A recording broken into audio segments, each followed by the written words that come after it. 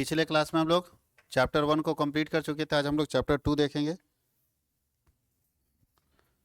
और चैप्टर 2 में हम लोगों को सबसे पहले बेसिक, अच्छा चैप्टर 1 में हम लोगों को very short answer type question पढ़ना है। तो very short answer type question बहुत ही आसान है, इसको भी हम लोग कंप्लीट कर लेते हैं। Very short answer type question जरूर बताएंगे क्योंकि ये एमसीक्यू है। Very short answer type question क्या है? Just like MCQ, multiple choice question की तरह ये बनता है।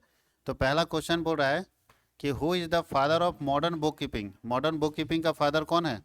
Lucas Pacioli. इसको गलती से लूकास लिख देता है, लूका होना चाहिए, LUC है, लूका पेसियोली। कोई दिक्कत है? अभी भी आप गूगल करोगे तो गूगल में लूका ही दिखता है, लूकास नहीं दिखता है। दूसरा लिखा है व्हाट इज अकाउंटिंग। तो बता चुके हैं अकाउंटिंग का क्या है। अकाउंटिंग इज अ प्रोसेस, क्या किस चीज़ का प्रोसेस है? रिकॉर्डिंग का, क्लासिफिकेशन का, समराइजिंग का, एनालाइजिंग का, इंटरप्रिटेशन का एंड कम्युनिकेशन का। वही बात यहाँ लिखा है। आगे लिखा है कि give any 2 names of user of accounting information. 2 नाम बताइए जो यूजर ऑफ अकाउंटिंग इन्फॉर्मेशन है, जो मेरे बिजनेस के इन्फॉर्मेशन को जानना चाहता है, समझना चाहता है। तो पहला बिजनेस ओनर और दूसरा कौन है? गवर्नमेंट। और भी बहुत सारा नाम, बैंक जानना चाहता है, क्रेडिटर जानना चाहता है, एम्प्लॉय जानना चाहता है, मैनेजमेंट जानना चाहता है। तो सारे लोग जानना चाहते हैं बिजनेस के बारे में, बिजनेस के इन्फॉर्मेशन के बारे में। हम लोग चलते हैं 4 नंबर क्वेश्चन।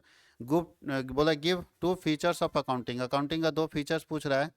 तो लिखा है अकाउंटिंग ऑफ फाइनेंशियल ट्रांजेक्शन। पहला अकाउंटिंग क्या है, या बोल सकते हैं accounting records only monetary transaction, वो ज़्यादा अच्छा रहेगा कि लेखांकन में केवल मौद्रिक लेन देनों को लिखते हैं। दूसरा लिखा है measuring financial transaction in terms of money, वही बात नीचे लिख दिया।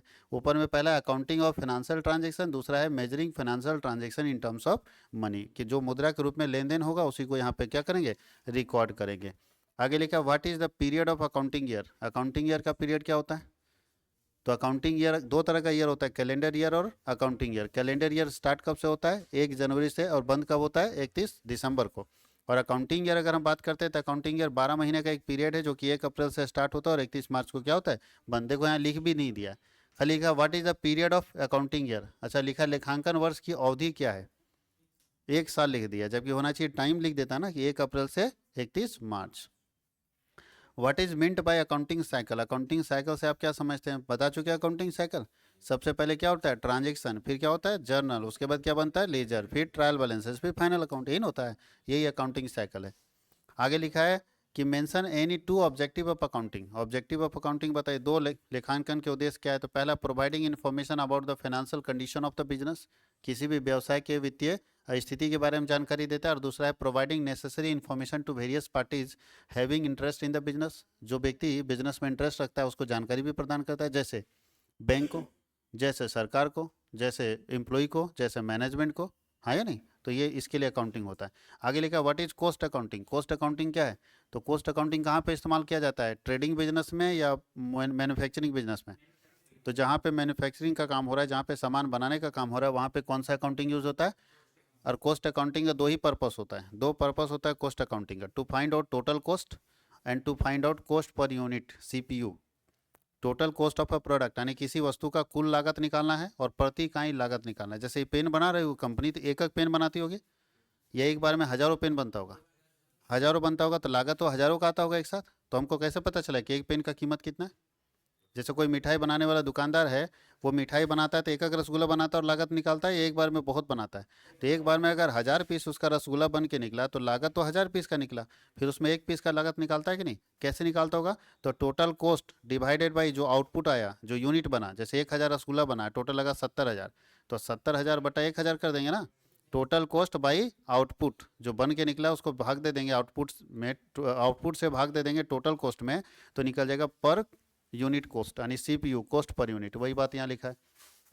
बोलता है state 2 limitation of accounting. Accounting का 2 लिमिटेशन बताइए। तो पहला लिमिटेशन क्या है अकाउंटिंग का जी? कि अकाउंटिंग केवल मॉनेटरी ट्रांजेक्शन को रिकॉर्ड करता है। दूसरा लिमिटेशन क्या है अकाउंटिंग में? अकाउंटिंग जब भी रिकॉर्डिंग होता है तो पहला मॉनेटरी ट्रांजेक्शन को रिकॉर्ड करता है। दूसरा अकाउंटिंग क्या है? क्वालिटेटिव ट्रांजेक्शन को रिकॉर्ड नहीं करता, केवल क्वांटिटेटिव ट्रांजेक्शन को रिकॉर्ड करता है। इंसॉल्वेंट क्या है बताइए? दिवालिया किसको बोलते हैं? दिवालिया वह व्यक्ति है जिसका लायबिलिटी एसेट से ज़्यादा हो जाता है। दिवालिया वह व्यक्ति है जिसका लायबिलिटी एसेट से क्या होता है? सोचो तुम्हारे पास टोटल प्रॉपर्टी, घर द्वार सब कुछ 1 लाख रुपए का है, या 10 लाख रुपए का आपके यहाँ प्रॉपर्टी है, और आपका कर्जा अगर 12 लाख हो गया तो कैसे चुका पाओगे? ज़मीन बेच दोगे, घर बेच दोगे, तभी आपका कर्ज नहीं चुक पाएगा। तो अगर कोई बिजनेसमैन ऐसे पोजीशन में पहुंच जाता है, आदमी नहीं, ठीक है, बिजनेसमैन ऐसे पोजीशन में पहुंच जाता है कि उसका लायबिलिटी ज़्यादा हो जाता है और एसेट क्या होता है, कम हो जाता है। आदमी का नहीं होगा, जनरली आदमी सोच समझ के काम करता है। बिजनेस में क्या होता है, हम जब बिजनेस, जैसे हम अपना ट्यूशन स्टार्ट किए, तो आज मेरा 12 लाख रुपए यहाँ लगा हुआ है, 12 से 15 लाख रुपए लगा हुआ। अब हमको पता ही नहीं चल रहा है, धीरे धीरे धीरे धीरे धीरे ऐसा समय आ रहा है, हम बिजनेस चला रहे हैं, बहुत मेहनत कर रहे हैं आगे बढ़ने के लिए, और धीरे धीरे ऐसा समय आएगा कि मेरा लोन बढ़ता चला जाएगा और एसेट क्या होगा, घट जाएगा। और ऐसा समय आएगा कि लोन जब ज़्यादा हो जाएगा और एसेट कम हो जाएगा, तो हम इंसॉल्वेंसी के पोजीशन में पहुंच जाएंगे। बात समझ गए क्यों ऐसा होता है? क्योंकि एसेट समय बीतने के साथ संपत्ति क्या होता है, घटता है, डेप्रिसिएट होता है। कोई भी प्रॉपर्टी का वैल्यू क्या होगा, कम। लेकिन हम लोग जैसा आदमी ना शुरू वाला याद रखता है। जैसे मोटरसाइकिल कोई खरीदा है, 12 साल हो गया, लेकिन आज भी बोलेगा 70,000 में खरीदे, आया नहीं? या 40,000 में खरीदा, तो आज भी बोलता है 40,000 का मोटरसाइकिल देख रहा है तुम, और वो 4,000 नहीं मिलेगा कबाड़ा में, लेकिन अभी भी वो बोलता है 40,000 का मोटरसाइकिल। तो वो सोच रहा है 40,000 का, जबकि रियल मार्केट में वो कितना वैल्यू हो गया, 4,000।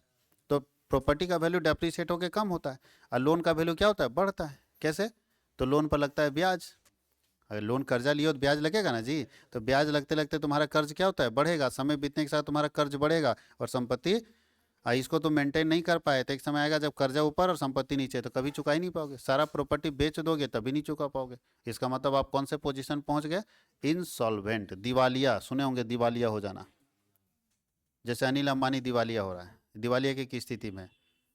उसके बाद आपके एक भाई साहब विजय माल्या दिवालिया की पोजीशन में कि हमको दिवालिया कर दीजिए। विजय माल्या का किंग फिशर नाम का एयरलाइंस कंपनी था, प्लेन उड़ाता था किंग फिशर, नाम सुने होंगे। वैसे किंग फिशर शराब में भी है, उसी का धंधा है वो। तो चूंकि शराब बनाने वाला किंग फिशर अलग है और जो एयरलाइंस वाला किंग फिशर है वो अलग है, तो एयरलाइंस उसका घाटे में चल रहा है, और घाटे में चलने के कारण वो कोर्ट से रिक्वेस्ट कर रहा है कि हमको दिवालिया कर दो, इंसॉल्वेंट कर दो। क्यों इंसॉल्वेंट होना चाहता है, जानबूझ के? क्योंकि इंसॉल्वेंट होने से क्या होता है, कोर्ट जिस दिन किसी व्यक्ति को इंसॉल्वेंट डिक्लेयर कर देता है तो उसका लायबिलिटी खत्म हो जाता है। अब सोचो मेरे पास 500 करोड़ का लोन है, अब प्रॉपर्टी खाली 100 करोड़ का है, तो कभी चुका पाएंगे? लेकिन अगर कोर्ट हमको आज डिक्लेयर कर दिया कि सतीश जी आज से इंसॉल्वेंट, तो खाली बदनामे न होंगे जी। 3 साल में फिर नया धंधा हम शुरू कर सकते हैं। 3 साल तक नया धंधा नहीं शुरू होता है इंसॉल्वेंसी के केस में। ऐसा नहीं कि आज इंसॉल्वेंट हो, कल पता चला कि रेस्टो बनाना शुरू कर दिए, तो पूछेगा ना कोर्ट कहाँ से आया जी, पहले पैसा तुम्हारे पास नहीं था, अभी पैसा कैसे आ गया? क्योंकि इंसॉल्वेंट होने का मतलब है सब कुछ खत्म आपका, बैंक बैलेंस, घर, सब कुछ खत्म। एक सीट कपड़ा देगा और एक बर्तन देगा, चलिए निकल जाइए अपना, मांगिए और खाइए, क्योंकि कुछ बचा नहीं। रोड पर आना नहीं बोलता है कि रोड पर आ जाएंगे, वही इंसॉल्वेंसी है। ठीक है, पत्नी का एक जेवर छोड़ेगा या 2 जेवर जो सुहाग का जेवर होता है, बाकी सब खींच लेगा, सब ले लेगा और आपको बाहर छोड़ देगा।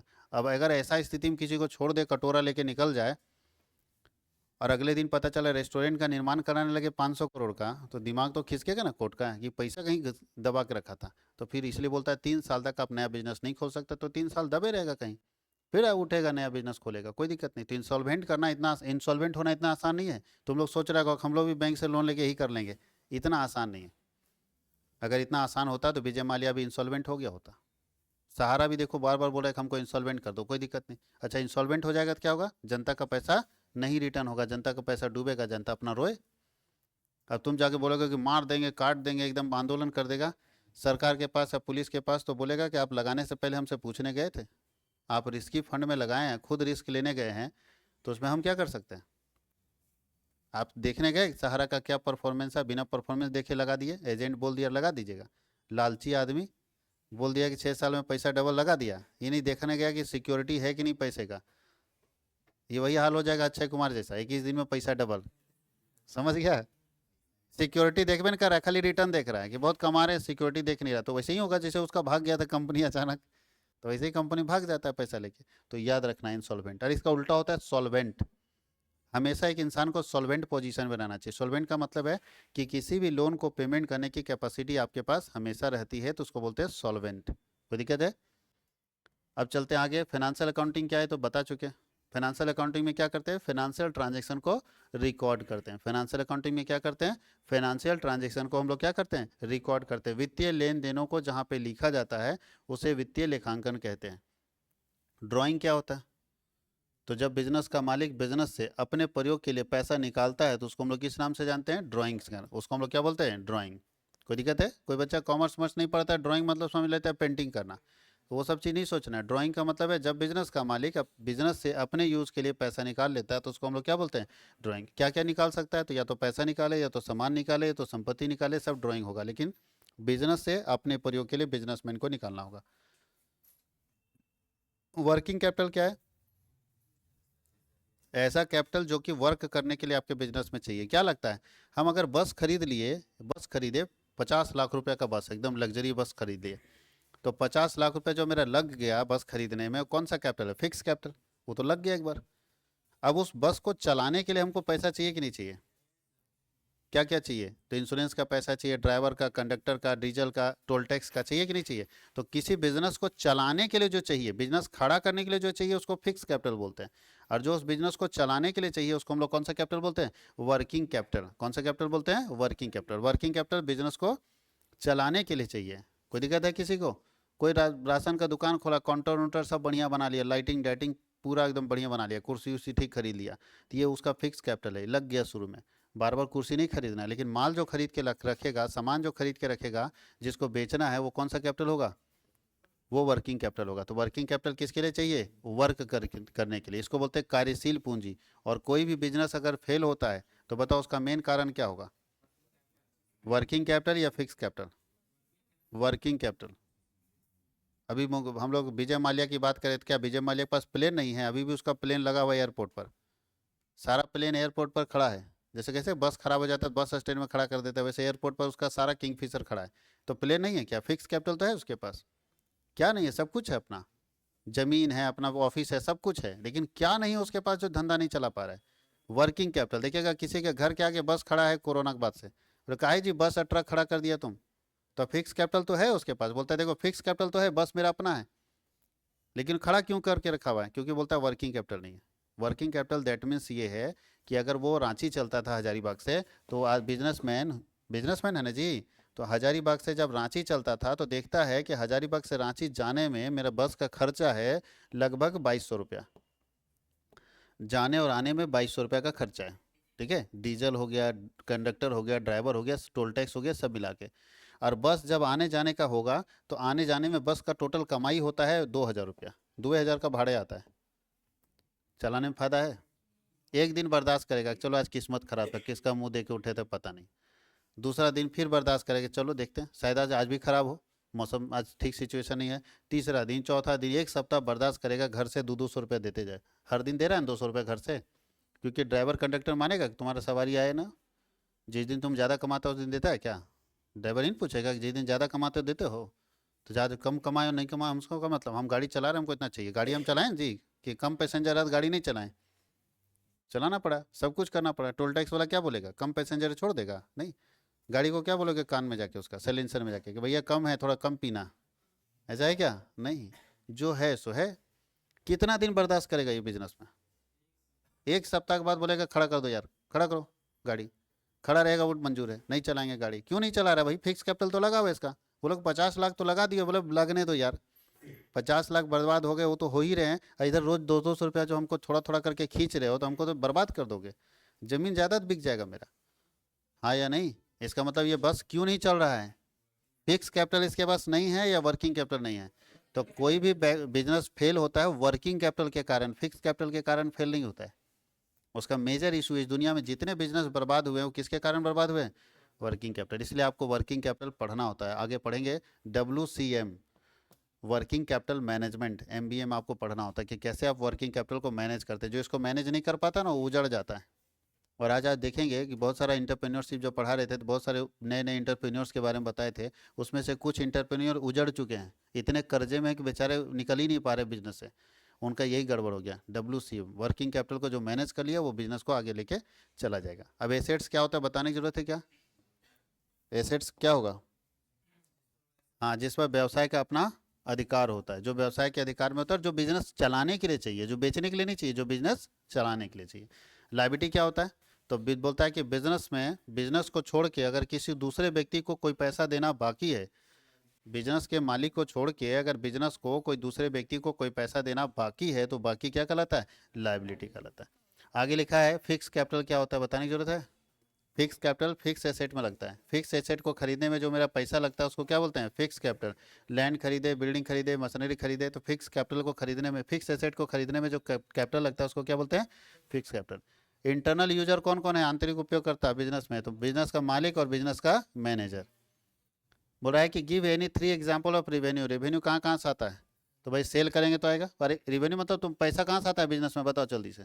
पहला सेल से आता है, दूसरा इंटरेस्ट है, तीसरा डिविडेंड है। कहीं पैसा लगाए होंगे किसी कंपनी में तो वहाँ से लाभ मिलेगा।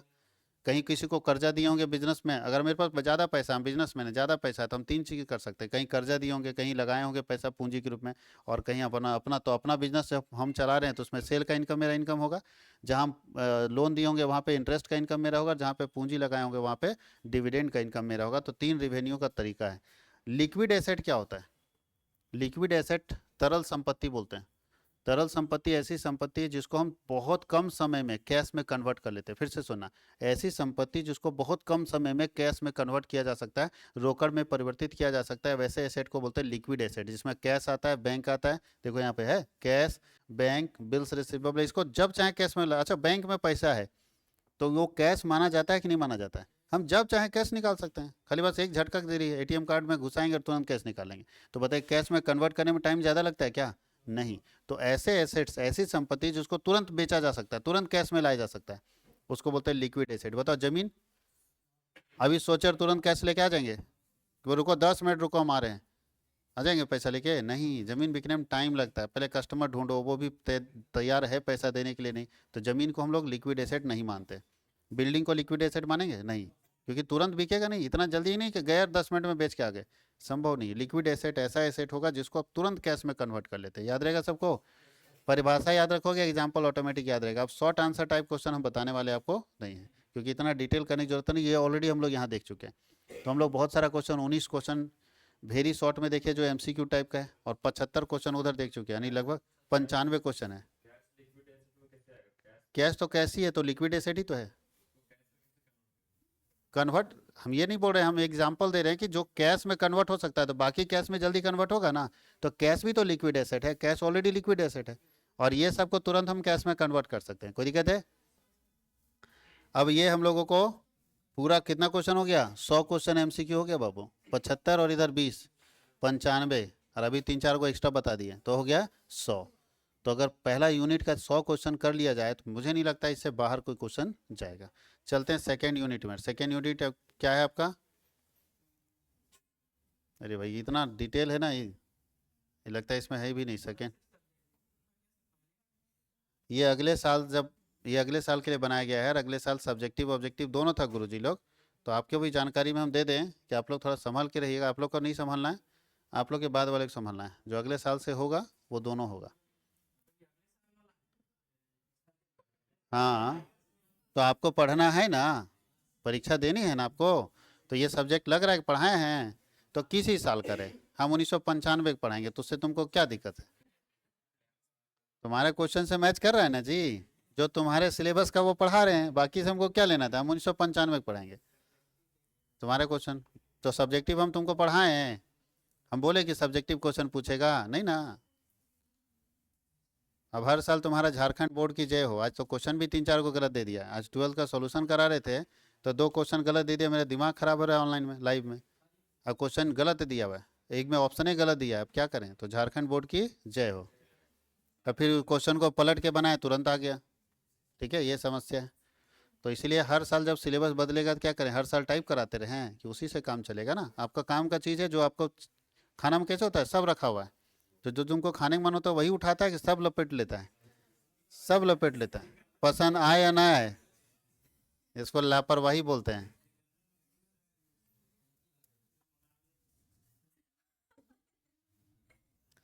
चलो अब हम लोग चलते हैं दूसरा चैप्टर।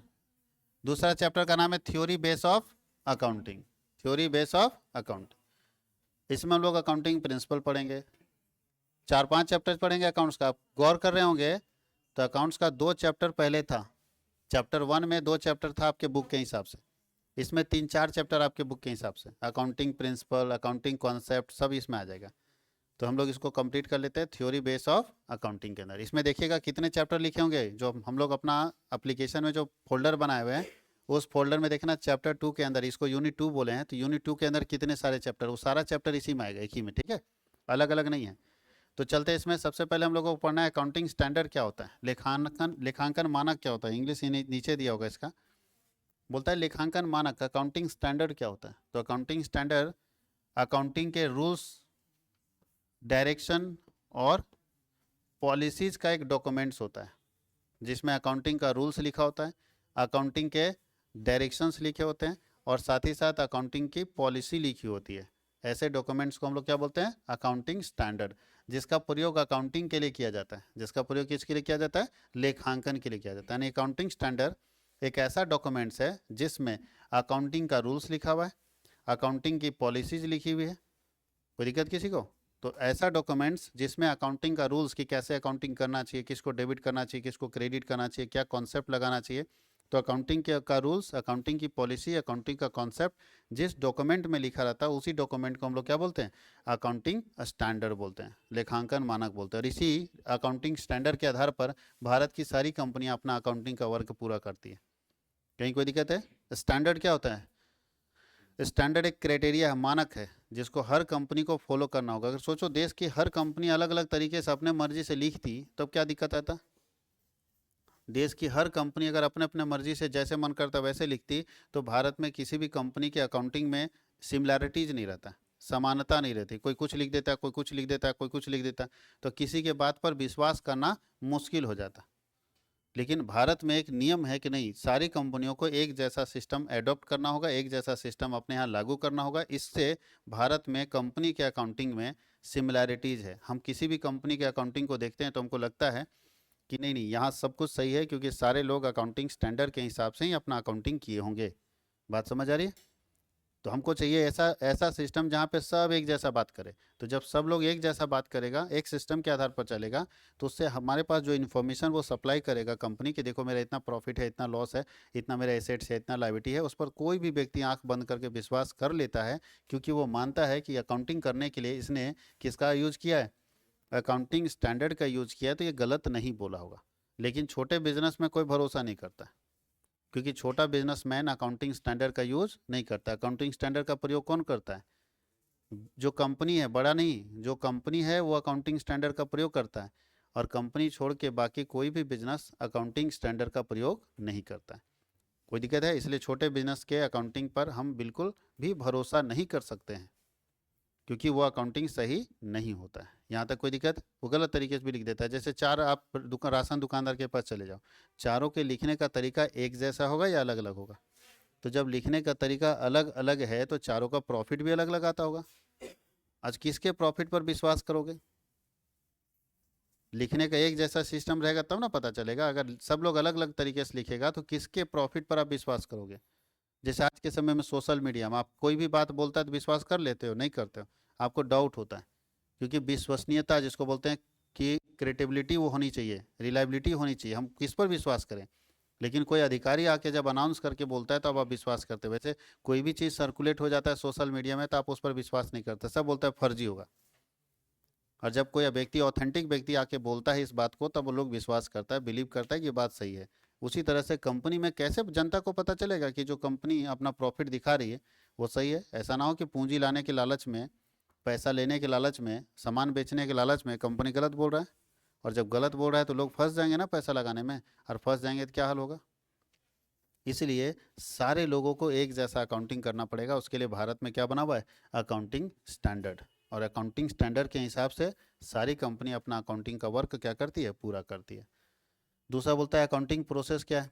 ये तो आपको बता चुके अकाउंटिंग प्रोसेस। सबसे पहले क्या करते हैं, जर्नल बनाते हैं, उसके बाद क्या करते हैं, लेजर बनाते हैं, फिर ट्रायल। ये तो जानते हो ना सब लोग। लेखांकन अवधि, अकाउंटिंग पीरियड क्या है? अकाउंटिंग पीरियड क्या है? 1 साल का ना, 1 साल का एक पीरियड है जो कि स्टार्ट होता है 1 अप्रैल से और ख़त्म होता है 31 मार्च को। जीएसटी क्या है? जीएसटी एक इनडायरेक्ट टैक्स है। जीएसटी क्या है? एक इनडायरेक्ट टैक्स है जो दो चीज़ों पे लगता है, गुड्स के ऊपर और सर्विस के ऊपर। जब वो बेचा जाएगा, तो जब वो बेचा जाएगा सामान और सर्विस, तभी ना लगेगा। अगर बेचा नहीं जा रहा है तो जीएसटी चार्ज नहीं होगा। तो जीएसटी कब आया था? 2017 में आया था। 1 जुलाई 2017 से जीएसटी लागू हुआ है। जीएसटी का फुल फॉर्म है गुड्स और सर्विसेज टैक्स, जीएसटी का। अब लिखा है देखो बेसिक अकाउंटिंग इक्वेशन क्या है, तो अकाउंटिंग इक्वेशन दो चीज पर टिका हुआ है। अकाउंटिंग इक्वेशन पढ़े होंगे, लेखांकन समीकरण,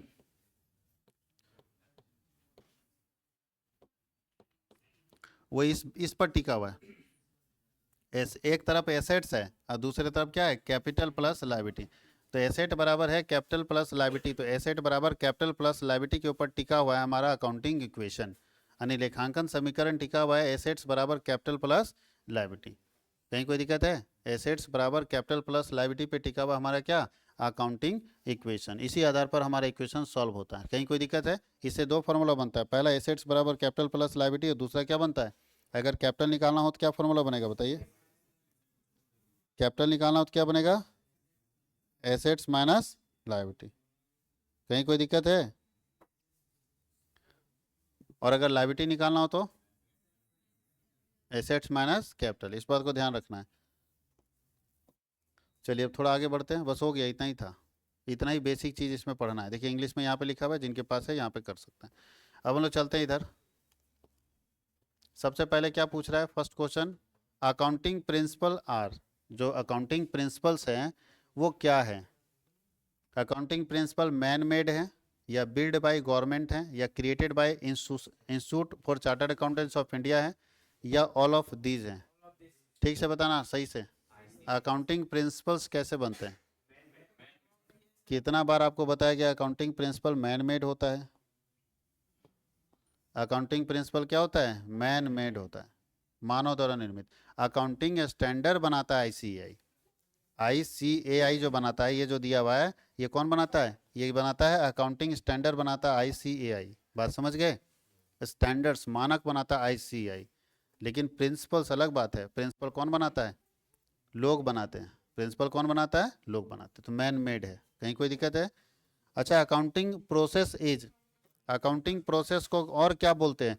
अकाउंटिंग साइकिल बोलते हैं, अकाउंटिंग प्रिंसिपल बोलते हैं, अकाउंटिंग ट्रांजेक्शन बोलते हैं या नन ऑफ दीज बोलते हैं? आपको बताया होंगे कि अकाउंटिंग साइकिल हम सिखाएं और उसी में बताए थे कि अकाउंटिंग प्रोसेस और अकाउंटिंग साइकिल क्या है, सेम बात है। अकाउंटिंग प्रोसेस और अकाउंटिंग साइकिल क्या है, सेम बात। याद है अकाउंटिंग साइकिल, सबसे पहले क्या करते हैं, अकाउंटिंग साइकिल बोलो या अकाउंटिंग प्रोसेस बोलो, दोनों एक ही बात है। सबसे पहले ट्रांजैक्शन, ट्रांजैक्शन के बाद क्या बनता है, जर्नल, जर्नल के बाद क्या बनता है, लेजर, लेजर के बाद क्या बनता है, ट्रायल बैलेंस, ट्रायल बैलेंस के बाद क्या बनता है, फाइनल अकाउंट, फाइनल अकाउंट के बाद फिर ट्रांजैक्शन से शुरू हो जाता है। तो अकाउंटिंग साइकिल और अकाउंटिंग प्रोसेस दोनों क्या है, सेम बात है, याद रहेगा। आगे बढ़ा जाए। तीसरा, गैप का फुल फॉर्म क्या है? गैप का फुल फॉर्म है जनरली एक्सेप्टेड अकाउंटिंग प्रिंसिपल। देखिए कहाँ है, पहला में पॉलिसी हो गया है, ठीक है, गलत है, जनरली एक्सेप्टेड अकाउंटिंग प्रिंसिपल, तो इसका बी सही होगा। गैप का फुल फॉर्म क्या है, जनरली एक्सेप्टेड अकाउंटिंग प्रिंसिपल।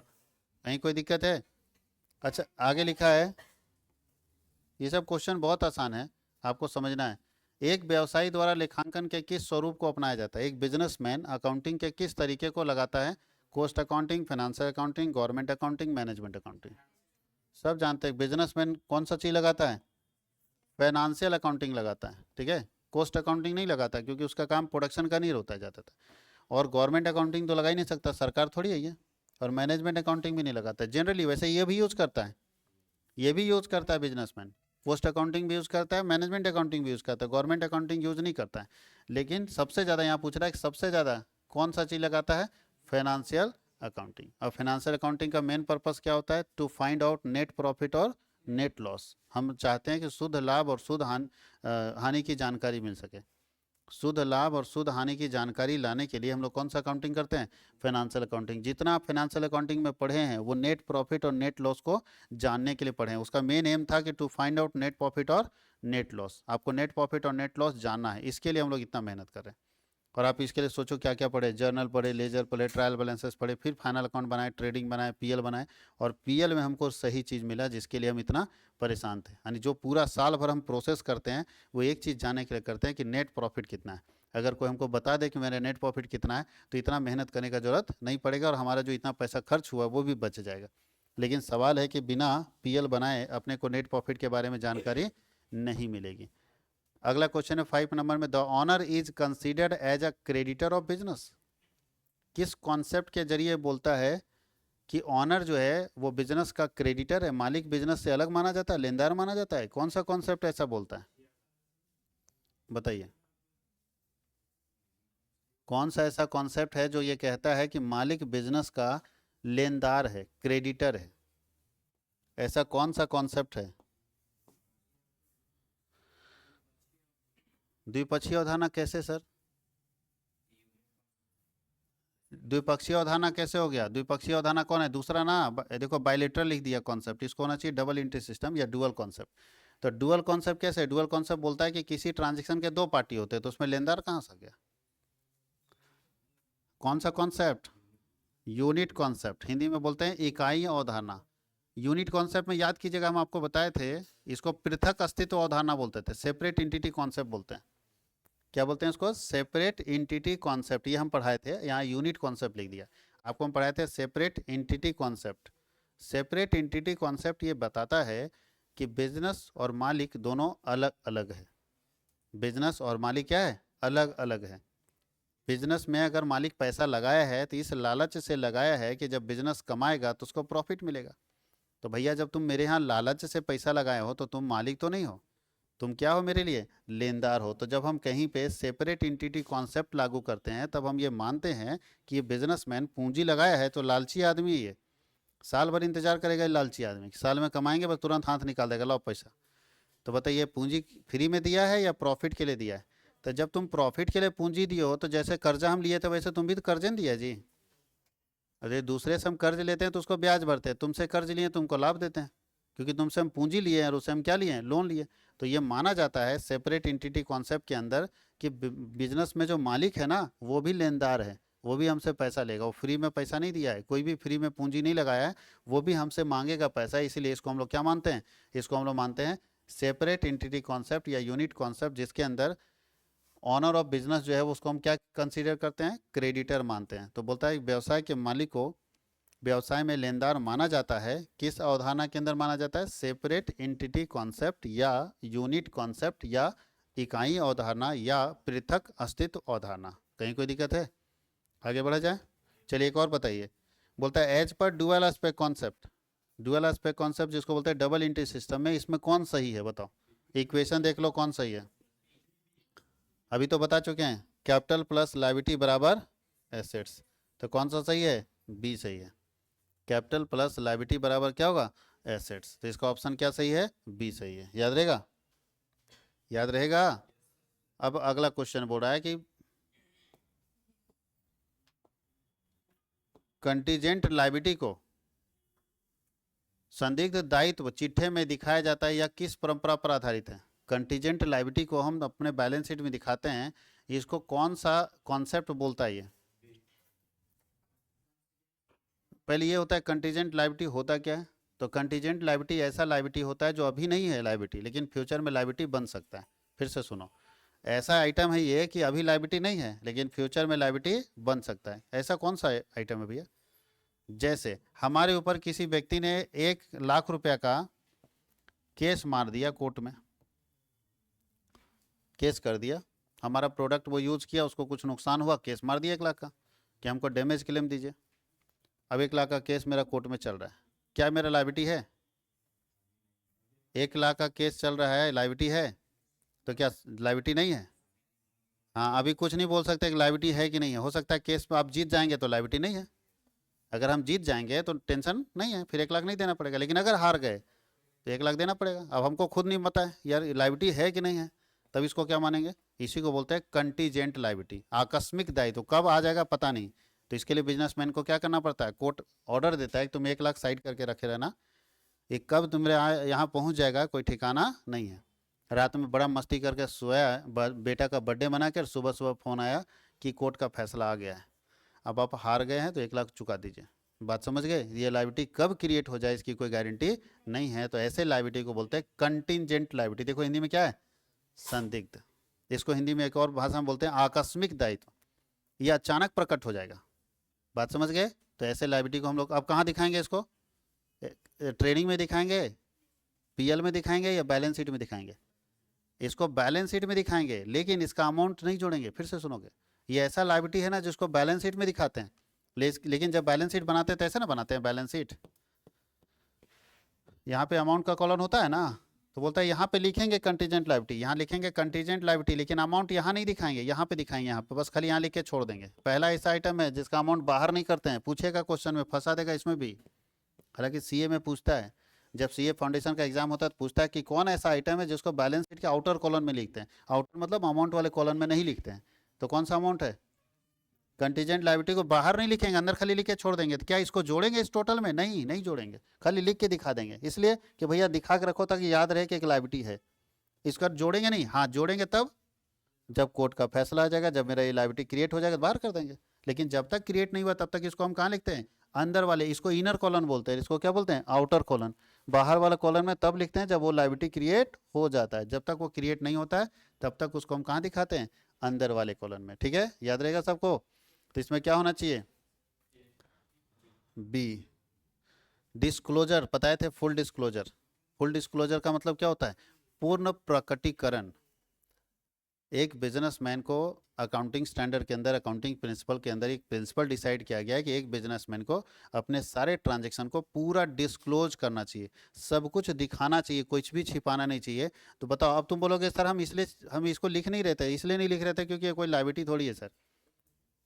तो प्रिंसिपल ये कहता है कि सब कुछ दिखाओ, वो लायबिलिटी है नहीं है, फ्यूचर में लायबिलिटी बनेगा, सब दिखाओ। इसी को हम लोग बोलते हैं प्रिंसिपल ऑफ डिस्क्लोजर, या इसी को हम लोग बोलते हैं convention of disclosure. Full disclosure के अंदर ये कॉन्सेप्ट ये बताता है कि आपके यहाँ जो भी अकाउंटिंग हो रहा है आप सब कुछ दिखाओ, चाहे वो इवेंट अभी हुआ हो या इवेंट अभी नहीं हुआ हो। कहीं कोई दिक्कत किसी को?